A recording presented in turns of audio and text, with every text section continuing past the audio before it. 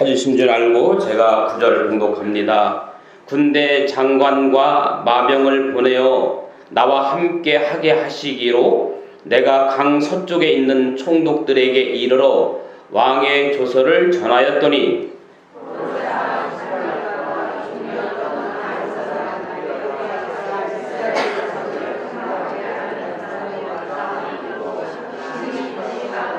아멘. 오늘 또 참 좋은 날입니다. 성스러운 주일 아침에 오늘 또 주님 앞에 나와 예배하는 사랑을 귀한 교회 여러분들에게 오늘 또 주님의 크신 은혜와 은총과 축복이 함께하기를 소망합니다. 우리 한번 옆 사람 인사하십시다. 같이 예배드려 반갑습니다. 잘 오셨습니다. 반갑습니다. 세계적으로 신종 코로나 바이러스 때문에 어수선합니다. 하나님의 자녀 하나님이 지켜주시겠지만 그래도 지킬 것은 지키는 것이 좋을 것 같습니다. 마스크 착용하기, 손 씻기 늘 전하고잖아요. 마스크 쓰고 나가라고, 손 씻으라고. 지금 세계적으로 판매 1위가 마스크라고 하더라고요. 제 차 안에도 한 10개 있습니다. 혹시 마스크 없으신 분들은 말씀하시면 제가 드릴게요. 설교 예배가 설마 코로나 때문에 안 오신 분들은 없으리라 믿습니다. 오늘 여러분들과 함께 한 시대를 정말 후회 없이 신나게 살다간,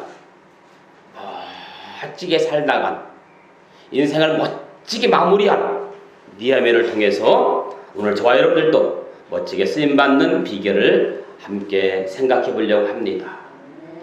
느헤미야는 고국 땅이 무너지고 나라가 불에 탔다는 소식을 듣고 통곡했습니다.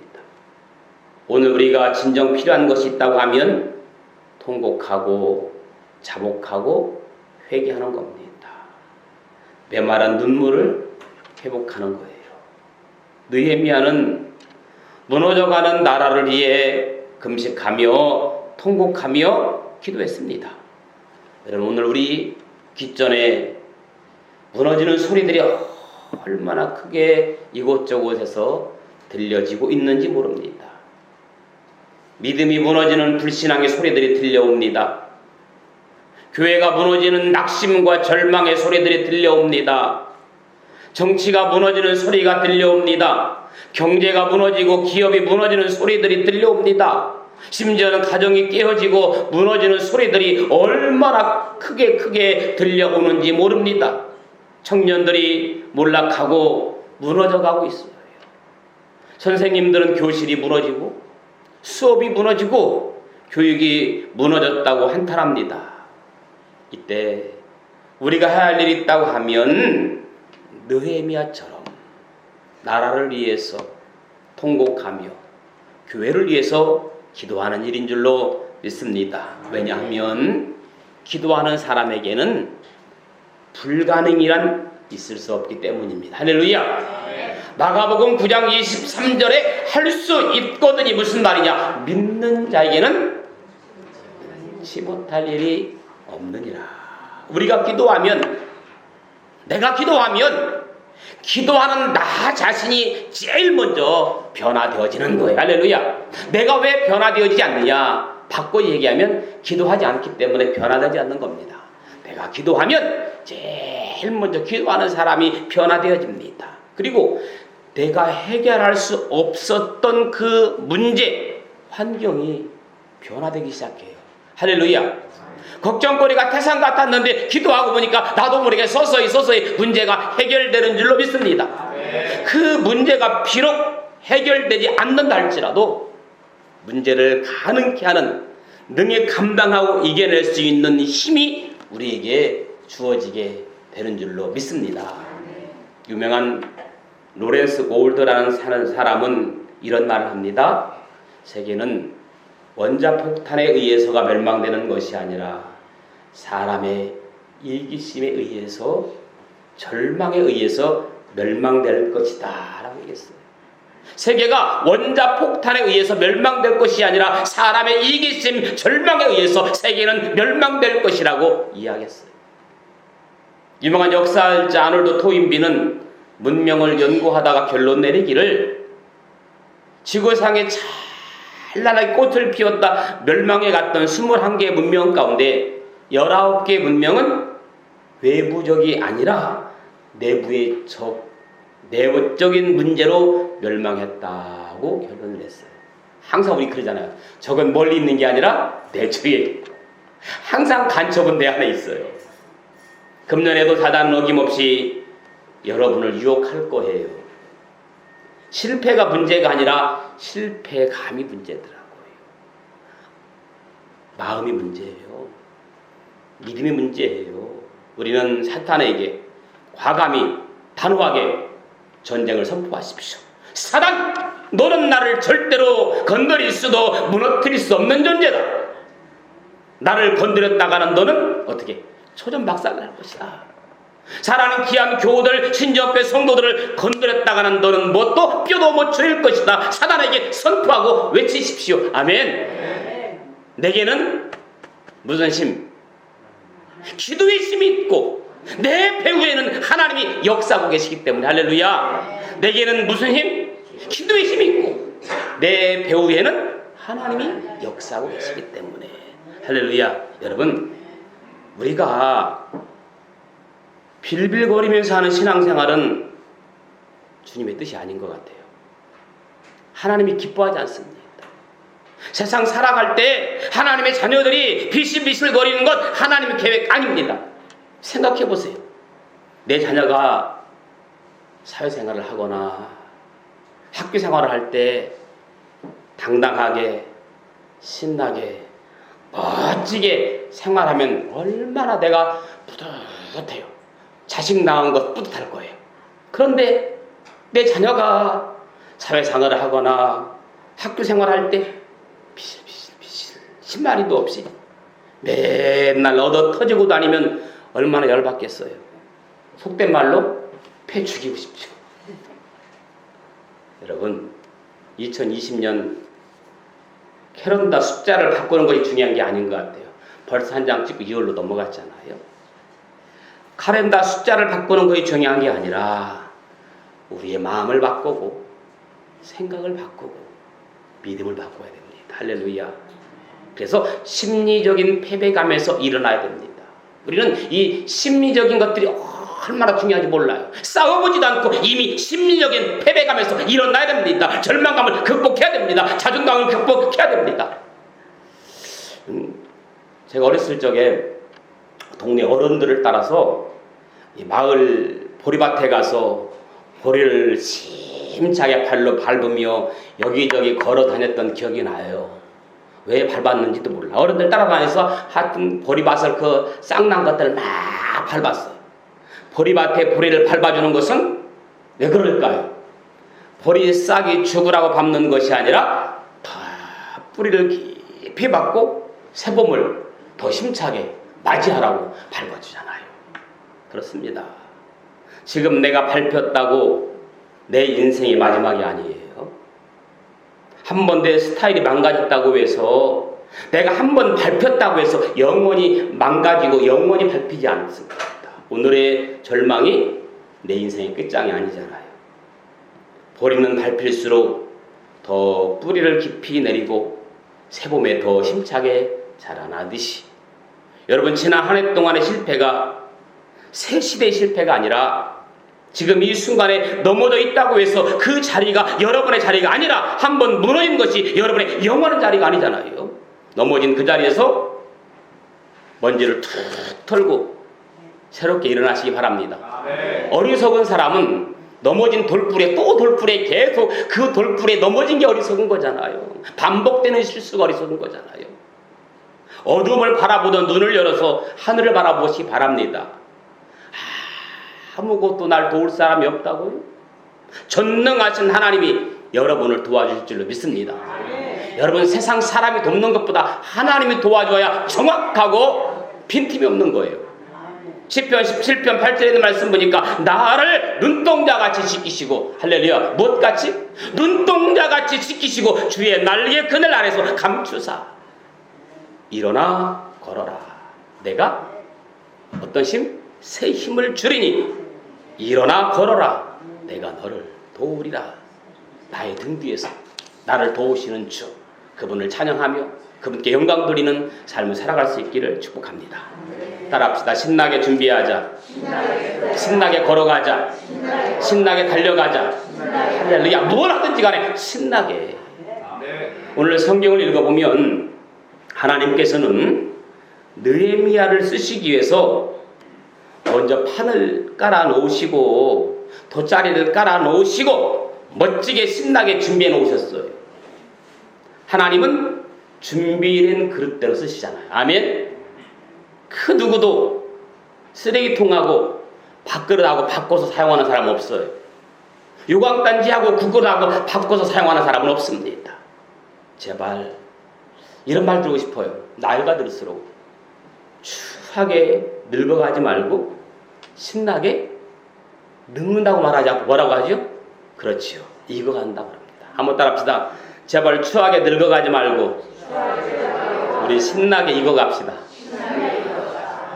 노사연의 노래 가운데 바램이라는 노래가 있잖아요. 가사에 보면 사랑한다는 그 말을 해준다면, 무슨 말?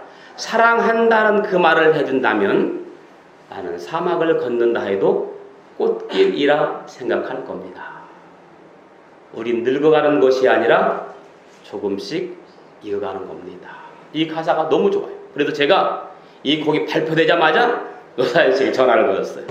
그리고 가사 너무너무 좋다고, 이 노래 50대 60대 최고의 사랑을 받을 거라고 기도하겠다고 함께 기도한 적이 있거든요.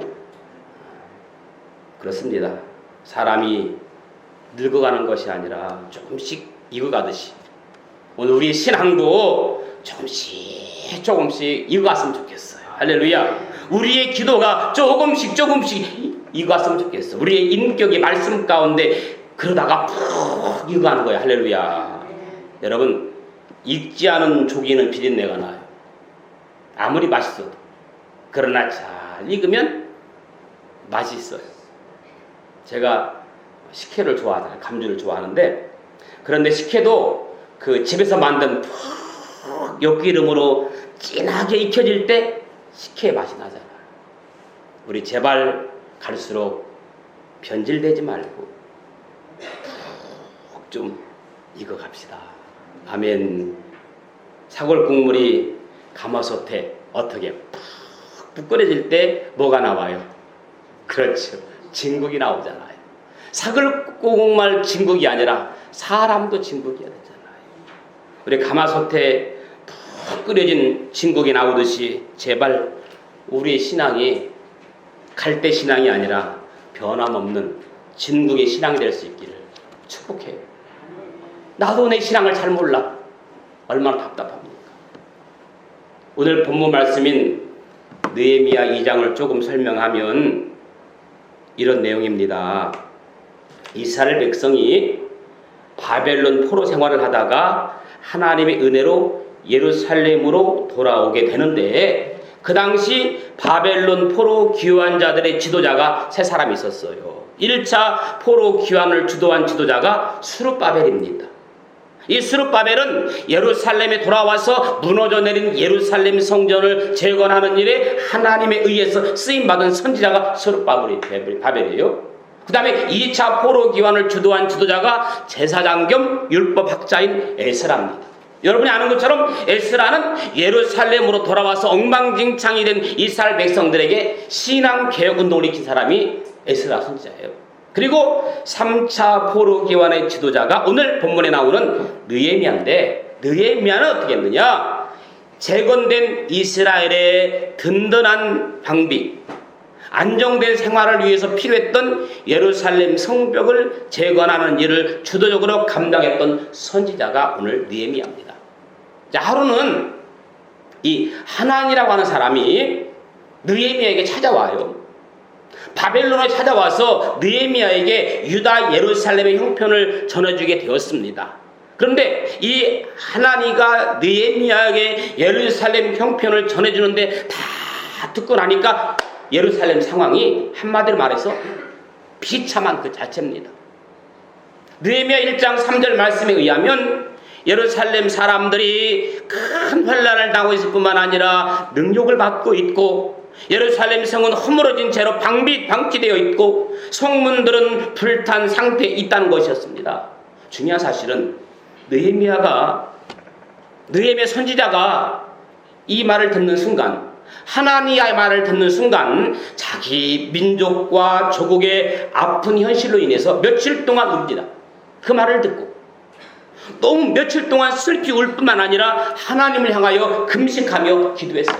나라를 위해서, 안타까운 나라를 위해서. 여러분, 우리가 70년대는 정말 우리 예수 믿는 사람들이 나라 민족을 위해서 얼마나 기도했는지 몰라요. 저도 중학교 때, 고등학교 때 저 삼각산, 감난산 같은 데 가면 막 주의 선지자들이, 주의 종들이 막 교회별로 와가지고 그 산에서 막 나라 민족을 위해서 기도했던 그런 기억이 나는데, 지금은 그런 거 찾아보기 어렵잖아요. 없어요. 오늘 본문을 가만히 보면서 정말 느헤미야처럼 나라 민족을 위해 기도했던 그런 기도의 동역자들이, 선지자들이, 기도의 일꾼들이 필요하다는 것을 새삼 느낍니다. 사실 오늘 본문을 보면서 인간적인 관점에서 생각해 본다면 느헤미야는 지금 여러분 바벨론 땅에서 나름대로 출세한 사람이에요. 안정된 삶을 살고 있는 상황에서 고향 땅의 슬픈 소식을 듣고도 얼마든지 못 들은 채 할 수 있고 나몰라라 할 수도 있었는데, 그는 그 소식을 듣고 금식하며 기도하는 가운데 하나님께로부터 예루살렘 성벽의 재건을 위한 사명을 받게 되는 거예요.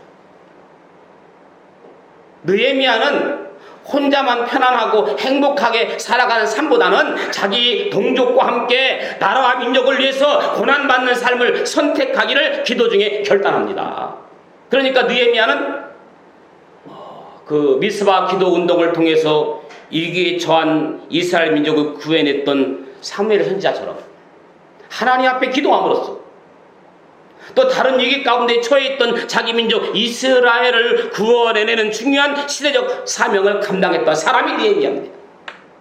이 대목에서 반드시 생각해 봐야 할 중요한 사실 한 가지가 있는데, 그것은 바로 평상시에 기도의 거룩한 습관을 가지고 있는 기도의 사람들이 결국에는 일을 내더라는 겁니다. 어느 날 갑자기 그러는 게 아니라 평상시에 기도의 거룩한 습관을 가지고 있는 사람을 통해서 하나님이 역사하시더라고요. 아멘. 아무나 쓰는 게 아니라 그 사람을 위해서 준비된 사람을 하나님이 씁니다. 하나님과의 거룩한 소통 가운데 하나님의 마음과 하나님의 소원을 알게 되고 하나님께서 하시고자 하시는 일이 무엇인가 알게 된다는 그 느헤미야를 쓰시는 겁니다. 아멘. 그러므로 기도하는 사람만이, 한번 따라합시다. 기도하는 사람만이, 아멘. 그렇습니다. 기도하는 사람만이 하나님께 주시는 사명을 올바르게 깨닫게 돼요. 그 일을 이루기 위해서 헌신하고 충성하는 사람으로 살아가게 된다고 하는 중요한 사실을 깨닫게 되는 줄로 믿습니다. 아멘. 여기서 중요한 사실 또 한 가지는 우리에게 깨우쳐주고 있는데, 그것은 바로 사방에 다 막혀 있을지라도, 동서남북 사방에 다 막혀 있을지라도, 아무런 희망이 보이지 않을지라도 하나님을 향한 하늘 문은 항상 열려 있다는 사실. 아멘. 사방에 다 우겨쌈을 당하여도 하나님이 나에게 희망을 주신 한 나는 망하지 않는다는 겁니다. 아멘. 그래서 느헤미야는 바로 이런 믿음을 가지고 있었기 때문에 그런 상황에서도 절망하지 않고 금식하며 기도할 수 있었던 줄로 믿습니다. 오늘 본문 말씀은 이런 느헤미야의 목숨을 건 간절한 기도에 대해서 넉 달 만에 하나님께서 응답해 주셔서 결국에는 느헤미야가 8절 하반절에 고백한 대로 하나님의 선한 손의 도움을 통해서, 하나님의 선한 손의 도움을 통해서 오늘 본문에 쭉 읽어보면 아닥사스다 왕에게 자신이 간절히 기도하고 있는 슬픈 사연에 대해서 이야기할 수 있는 기회를 얻어요. 이 느헤미야가 왕에게 이런 이야기를 해요. 그래서 결국 왕의 허락을 받아서 군대 장관과 마병들의 호의를 받으면서 무사히 예루살렘에서 귀환해서 성벽 재건 사건을 위한 준비 작업에 착수하게 된 사실을 오늘 본문에 그런 내용이에요. 왕에게 알린 거예요. 왕이 허락을 해요. 그런 의미에서 생각해 볼 때 오늘 본문 말씀은 우리가 믿는 하나님은 우리 기도에 대해서 외면하지 않으신다. 아멘. 분명하게 응답하시는 하나님이라는 사실입니다. 오늘 부분 말씀을 다시 읽고 묵상하는 가운데 우리는 몇 가지 중요한 사실을 새롭게 깨닫게 된 줄로 믿습니다. 첫째는 이런 걸 깨달았어요. 그 문제에 대처할 수 있는 능력은 기도를 통해서만 주어지게 된다는 사실. 큰 문제에 대처할 수 있는 능력은 뭘 통해서만? 기도를 통해서만 주어지게 된다는 사실. 두 번째는 기도하는 사람만이, 어떤 사람만이? 기도하는 사람만이 하나님께서 하시고자 하시는 그 일과 그 때를 분별할 줄 아는 지혜를 주시고. 아멘. 기도하는 사람에게 지혜를 주셔요. 여러 가지 방해와 어려움이 있을지라도 그 일을 이뤄나갈 수 있는 진정한 용기와 지혜를 하나님께로부터 공급받게 된다는 사실이. 할렐루야. 또 하나는 하나님은 기도의 사람이, 어떤 사람이? 기도의 사람이 하나님의 일을 하고자 헌신적으로 일할 때 형통하게 해준다는 겁니다. 하나님은 기도하는 사람이 하나님 일을 하고자 헌신적으로 임할 때에 형통하게 하실 뿐만 아니라 돕는 사람 붙여주세요. 할렐루야. 어떤 사람 붙여주세요? 돕는 사람 붙여줘야 돼. 여러분 혼자 하려면 힘들어요. 돕는 사람 붙여줘야 됩니다. 그래서 하나님은 기도하는 사람이 하나님의 일을 하고자 헌신적으로 임할 때에 형통하게 하실 뿐만 아니라 돕는 사람 붙여주셔서 결국에는 그 일을 온전하게 이루도록 도와주신다. 아멘. 너무 좋은 말씀 아닙니까? 하나님은 어떤 사람이?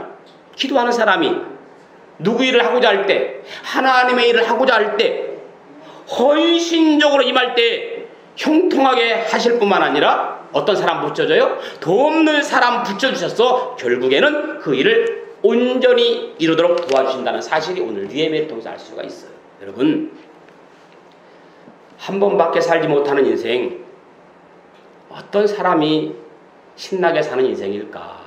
어떤 사람이 신나게 사는 인생일까? 이 물음에 대한 분명한 대답을 오늘 본문 말씀이 가르쳐주고 있는데, 그것은 바로 한 시대 하나님의 거룩한 일을 위해서 하나님의 손에 붙들려서 귀하게 쓰임을 받는 사람이라는 거예요. 그래서 느헤미야는 왕 밑에서 술 맞는 관원장으로서 물론 육신적인 평안함과 풍요로움을 누리며 살아갈 수 있는 사람이었지만, 만약 그가 기도하는 사람이 아니었다면, 하나님이 일하실 때를 분별할 줄 아는 지혜가 없는 사람이었다면 그는 그저 한 나라의 술 맞는 관원장으로 살다가 조용히 왔다 조용히 세상을 떠날 수밖에 없는 사람이었지만, 조용히 역사 무대 뒤편에서 사라졌을 것이지만, 그러나 느헤미야는 오늘 본문 말씀처럼 일신상의 편안함에 머물러 있지 않고 뜨거운 민족의 가슴 품고 민족을 회복시키는 축복의 근원으로서 삶을 살고자 결단했을 때에 결국에 한 시대 하나님 앞에 귀하게 쓰임받는 신나는 삶을 사는 사람으로 매듭되어지더라는 거예요. 오늘 성경을 보면 느헤미야는 어떤 어려운 상황에서 숨거나 피하거나 움츠렸다는 말이 없어요. 무조건 정면 돌파했어요. 동남풍아 불어라, 서북풍아 불어라. 느헤미야는 예루살렘의 총독으로 부임한 후에 유다의 방배, 제사장, 귀족들을 다 모아놓고 연설해. 그 연설이 바로 오늘 본문입니다. 한번 2장 17절 한번 읽어봅시다. 느헤미야가 유다의 방백과 제사장과 귀족들을 다 모아놓고 어떻게 연설했는지 2장 17절 한번 읽어볼까요? 시작.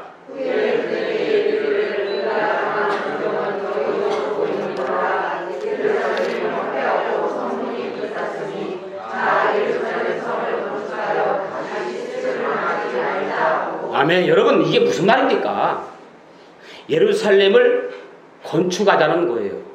그리고 앞으로는 두 번 다시 수치와 곤경을 당하지 말자는 겁니다. 황폐한 예루살렘, 불에 탄 성문을 보고 개혁을 외치는 느헤미야의 음성입니다. 그럼 여러분, 예루살렘만 황폐해지고 성문만 불에 타버렸을까요? 아닙니다. 오늘 우리의 상황도 마찬가지예요. 오늘 우리나라의 상황, 그리고 한국교회 상황이 느헤미야 때의 예루살렘 상황과 똑같습니다. 정치는 날마다 싸움판, 경제는 날마다 혼미 상태, 서민 중소기업들 날마다 죽겠다 여기저기 소리 지릅니다. 더 큰 문제는 사회가 폐허되고 있잖아요. 여러분, 우리나라의 사회 문제는 저성장에 고착화잖아요. 이게 무슨 말이냐면 갈수록 사람들의 소득은 줄어들고 일자리가 없어진다고 하잖아요. 우리나라가 일본처럼 저성장이 고착화되어 가고 있습니다. 일기입니다. 또 하나가 심각한 거, 우리나라의 사회 문제는 인구 감소, 늙어가는 대한민국. 여러분, 우리나라 현재 매년 출생자 숫자가 줄어들고 있다는 거 아시잖아요. 2018년도 우리나라 총 출생아 수가 32만 7천 명이었대요. 19년 우리나라 출생아 숫자가 29만 명. 역사상 처음으로 30만에 못 미쳤답니다. 전문가들은 이제 30만 명 시대는 끝났다고 말합니다. 문제는 젊은 사람들은 갈수록 줄고 노인 인구만 갈수록 늘어난다는 거예요. 문제는 이렇게 5년 뒤에는 2025년이 되면 노인 비율은 20% 되어서 초고령 사회가 됩니다. 5명 중 1명이 65세 이상 노인이 된대요. 생각해 보세요. 그리고 2060년이 되면 우리나라 노인 인구가 40%가 된답니다. 초고령 사회. 천재지변이 일어나지 않는 한 이것은 그대로 된다고 합니다. 앞으로 시대는 노인천국 시대가 된답니다. 대한민국 인구는 줄고 늙어가는 대한민국이 된답니다. 오늘 우리나라의 상황입니다. 그리고 오늘 우리 한국교회 상황을 보면 지금 느헤미야가 탄식하고 있는 상황과 똑같은 상황입니다. 예루살렘은 황폐하고 성문은 불에 탔고 수치와 공경밖에 없습니다. 어떻게 하면 되겠습니까? 우리 하늘이 뭡니까? 그러거나 말거나 나만 잘 되면 되고 우리 키만 잘 되면 되는 것은 아니잖아요. 이제는 그런 시대는 끝났잖아요.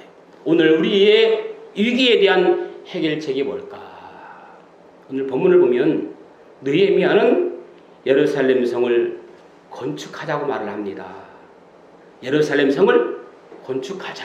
여러분, 예루살렘 성을 건축하자. 이게 무슨 말일까요? 이 말은 기껏 지은 수르바벨 성전 헐어버리고 새 성전 짓자는 그런 말이 아니에요.